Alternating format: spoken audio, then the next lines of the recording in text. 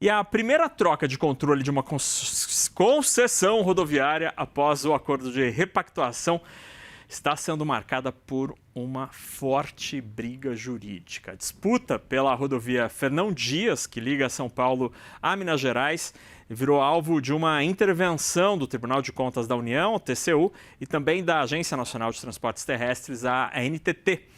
A empresa que está assumindo o trecho, a Motiva, acusa a atual operadora, a Arteris, de comprometer a transição adequada da via. Entre as acusações estão medidas que teriam inflado o caixa da concessão para aumentar artificialmente o preço da venda. A Arteris afirmou que vai prestar esclarecimentos à corte e refutou todas as acusações da nova concessionária.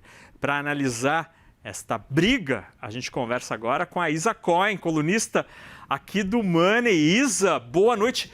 Que treta essa história. Assim, não está sendo suave essa troca. Me conte todos os detalhes deste babado na infraestrutura, Isa. Boa noite. Boa noite, Naka. Eu adoro o jeito como você apresenta, né? E acho que você tratou aí da melhor forma possível, babado quente. Olha só, Naka, eu tô aqui em Roma, nesse momento, quase meia-noite, mas eu não poderia deixar de comentar justamente essa notícia e falar sobre esse processo, né, enfim, de repactuação, de otimização contratual e do que pode acontecer nesse caso específico da troca de controle entre uma rodovia que antes era operada pela Artéria e que agora passará a ser operada pela Motiva. Mas olha só, conectando com os temas que você inclusive já tratou, né, Nata, vários dos ministros estão se descompatibilizando para assumir posições aí, quem sabe, né, de futuros governadores ou senadores, e estão aí concorrendo às eleições. E é o caso do ministro, do até então ministro da infraestrutura, né, dos transportes, o ministro Renan, que se descompatibilizou na semana passada e agora assumiu já um novo ministro, né, o Santoro, que vai ter que lidar com esse pepino, com essa bucha. A gestão do então ministro Renan foi marcada por esses processos, ou eu poderia até chamar por um programa de repactuação de vários ativos que culminou com a sua venda assistida. E aí a Fernão Dias, que é essa rodovia da qual falaremos hoje, se encontra aí no centro também desse programa de repactuações e de otimizações contratuais.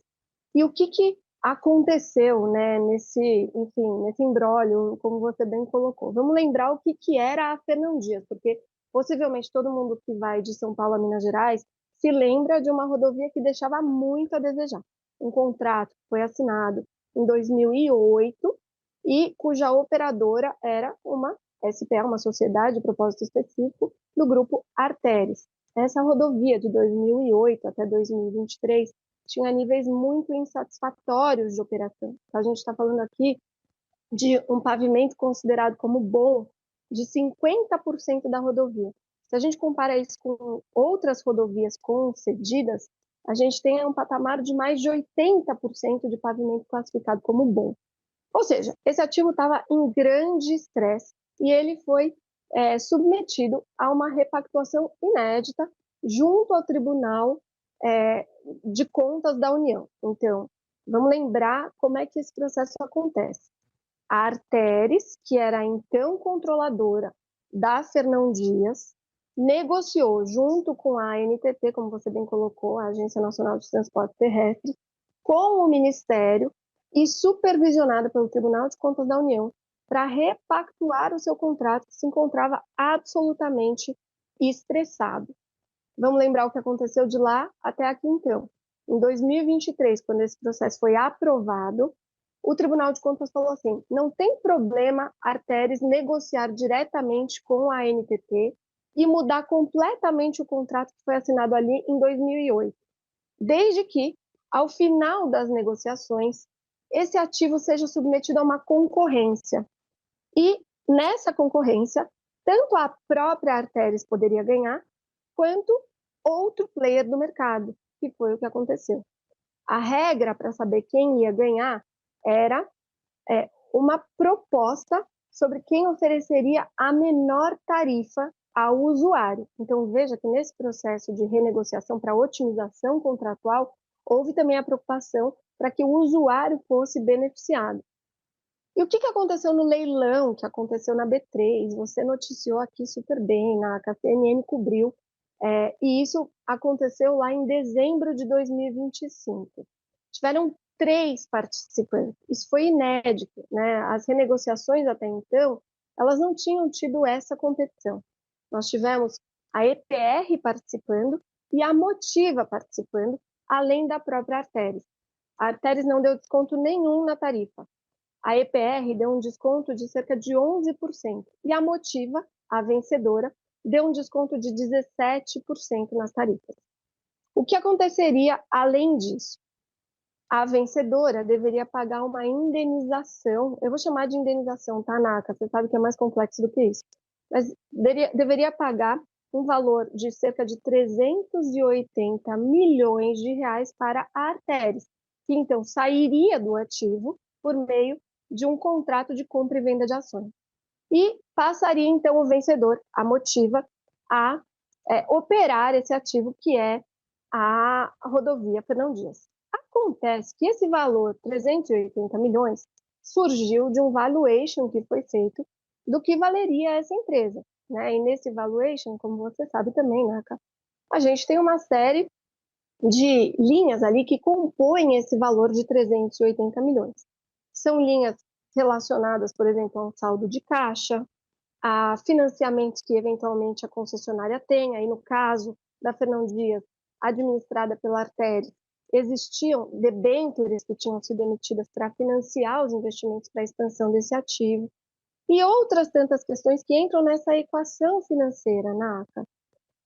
E aí, enfim, depois de realmente vencer esse processo de leilão para a venda assistida do ativo, a Motiva começou uma transição com a Arteris e se deparou com situações que, segundo ela, Motiva, teriam inflado de uma maneira não natural essa indenização. E então a própria Motiva representou ao Tribunal de Contas logo antes da assinatura do contrato de compra e venda de ações, dizendo: Tribunal de Contas, eu não concordo integralmente com esses 380 milhões aqui, não.